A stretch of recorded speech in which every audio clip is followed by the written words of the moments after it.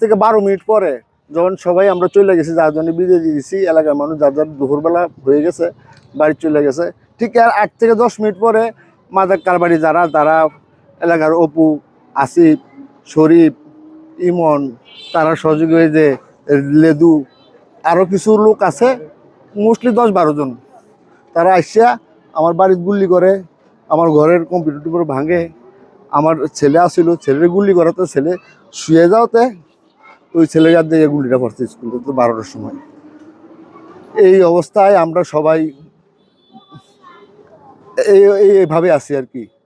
এই যে একটা স্কুলের ছাত্র, আমরা স্কুল শিক্ষার্থী, স্কুল বাঁচানোর জন্য আমরা যে আন্দোলন করছি, আর তাজা বুকের রক্ত দিয়ে এই ছেলেরা প্রমাণ করলো যে আসলে যে এই শিক্ষা, যে স্কুলে আসার পর যে মানুষের নিরাপত্তা নাই, মাদক ব্যবসার কারণে আমাদের এলাকায় যারা মাদক ব্যবসা করে, যারা সুদের ব্যবসা করে, যারা আবার ওই জায়গা জমিনের ব্যবসা করে, তারা একটা সিন্ডিকেট, কাটাবিল, হজরতপাড়া, সুদের ব্যবসায়ী, জায়গা ব্যবসায়িক, অ্যাডভোকেট, এরপরে আপনার ওই ফেসকার, এটার যদি আপনারা সঠিক তদন্ত করেন যে অস্ত্রধারী কাটাবিল, হজরতপাড়া যারা এই স্কুল কমিটির লোকই তারাই আবার বিগত দিনে ওই অন্যায়কল করে গেছে।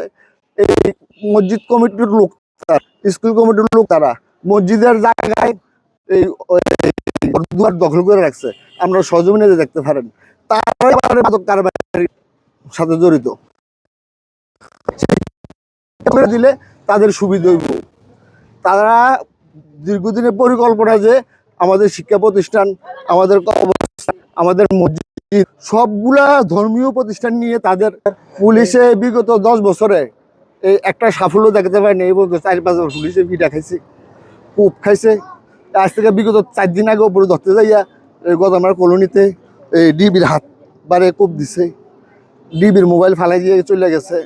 অর্থাৎ তারা প্রশাসনরে বা সাধারণ ভালো মানুষ যারা, তাদেরকে ফেরাসানি করাইয়া তারা এটা ব্যবসা ফায়দা লুটে নিতেছে। এটা জীবনের ঝুঁকি তো অবশ্যই আছে। আমার বাসায় গুলি করছে, আমার ঘর দুয়ার ভাঙছে, এর আগে যাই দেখেন আমার গেটগুলো কোবানো। কথা কেউ শোনে না, কিন্তু সমাজ যদি ইচ্ছে করে বা প্রশাসন যদি ইচ্ছে করে সব কিছুই করতে পারে, কিন্তু প্রশাসনও দেখি তেমন কোনো ব্যবস্থা নেয় না। যদি নিত তাহলে আজকে এই ঘটনা হইতো না। আমরা যদি কোনো কিছু বলতে যাই তাহলে আমাদের বিরুদ্ধে যে প্রকার হোক, কত সরাসরি হোক বা গোপনে হোক, আমাদেরকে অ্যাকশন নিবে, মানে আমাদেরকে এই গ্রামে থাকতেই দিবে না। সোজা কথা, আমরা কিন্তু জান্য সমাজের কাছে বললে সমাজ কোনো গুরুত্ব দেয় না। আজকে দেখা যাচ্ছে মানববন্ধন হয়েছে, মানববন্ধনের পরে আবার বাড়িতে শুনতেছে যে এখানে গ্যাঞ্জাম হইতেছে, পরে শুনলাম একজন গুলিবিদ্ধ হয়েছে। আচ্ছা, এটাই এখন আমরা চাই বাবুরে মাদক মুক্ত এলাকা হোক, এটা সবাই চাই, আমরাও চাই, কথা বলছি না, কারণ আমরাও চাই মাদক মুক্ত দেশ হোক, কথা বলছি। তো দীর্ঘদিন থেকে চলে।